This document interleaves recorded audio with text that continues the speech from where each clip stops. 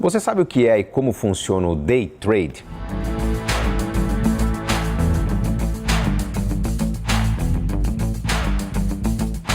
Normalmente as pessoas, quando começam a se envolver com o mundo dos investimentos em renda variável, começam a conhecer um pouco mais o home broker, há algumas fases de encantamento com esse mercado. Acho que o grande encantamento é entender o funcionamento do home broker, né? Quando você começa a mexer, começa a operar algumas ações, mesmo que valor pequeno, às vezes uma ação de R$5, R$10, mas entender aquela lógica da lista de compra, lista de vendas, quando você acerta um preço, né, que acaba resultando numa negociação, eu acho que é incomparável a sensação de felicidade quando você entende que está fazendo parte do mercado, negociando com outro investidor que você não sabe quem é, mas através da ferramenta do home broker, participando do mercado de renda variável e se sentindo parte do mercado. Para fazer esse tipo de negociação no home broker, você precisa ter ou saldo na sua conta ou ter algum tipo de garantia que permita à corretora formalizar aquela negociação que você está propondo, que pode ser uma negociação de ações ou de opções. Quando eu falei que há etapas diferentes de encantamento com o uso do home broker,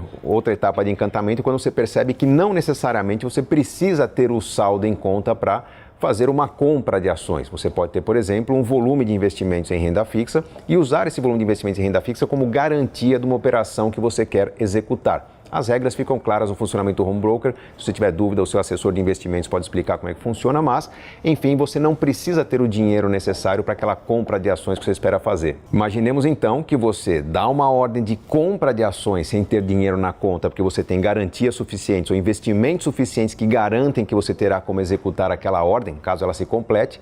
Só que ao comprar ações ou comprar opções, você faz uma venda no mesmo dia. Digamos que você escolheu algum papel qualquer e você comprou por 10 e vendeu por 12, com um lucro de 20%. Algo magnífico e sem usar o seu dinheiro, apenas contando com suas garantias. Esse é o chamado day trade, quando você faz uma compra e venda no mesmo dia, sem ter a necessidade de colocar o dinheiro, porque a compra e venda sendo feita no mesmo dia, a liquidação também acontecerá no mesmo dia e você apenas terá o recebimento do lucro na sua conta, ou caso tenha prejuízo, você apenas terá a necessidade de enviar os recursos desse prejuízo para a conta ou resgatar o investimento que você tem lá oferecido como garantia. Então, na prática, num day trade, se você fez uma operação de R$100 mil de compra e R$110 mil de venda, você tem um lucro de 10 mil, apenas os 10 mil se transformam em movimentação financeira. Se você tem uma compra de R$100 mil e uma venda de 90 mil, apenas R$10 mil serão aportados nessa conta para cobrir o prejuízo. Essa facilidade de administrar apenas o lucro faz com que muitas pessoas se encantem com a possibilidade de, ao acompanhar o mercado com mais frequência, poder fazer operações que resultem em lucro sem a necessidade de ter dinheiro. Isso também aumenta o risco a que as pessoas se expõem, porque ao operar com o dinheiro que você não tem, você talvez faça pequenas operações durante um certo tempo. Pequenas operações, vão lembrar que sempre são feitas entre pessoas que têm pequeno volume, normalmente pequeno conhecimento da operação também, que estão dispostas a assumir certos riscos que podem resultar em perda, afinal a perda não será muito grande. E nesse magnífico universo dos pequenos valores, cria-se a possibilidade da pessoa desenvolver uma autoconfiança desproporcional, porque acertou algumas vezes e de repente ela começa a aumentar o volume de investimentos, e é quando ela aumenta o volume de investimentos que ela passa a operar com pessoas que têm mais experiência, talvez mais ferramentas, talvez mais envolvimento com o tipo de ativo que está sendo negociado. Isso aumenta a probabilidade dela errar mais do que no começo. Então, day trade traz o risco da pessoa se encantar com uma autoconfiança desproporcional e ser induzida ao erro.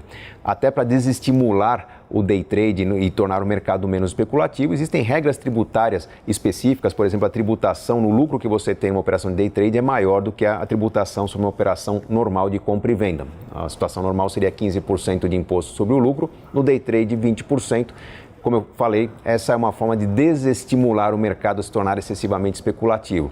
Até um estudo bastante recente da Fundação Getúlio Vargas mostrou que em cerca de 90% das operações de day trade, as pessoas perdem 90% do número de operações, o que significa que talvez um número pequeno de operações com maior volume resulte em ganhos e um número pequeno de operações com menor volume resulte em perdas, o que traz um alerta interessante.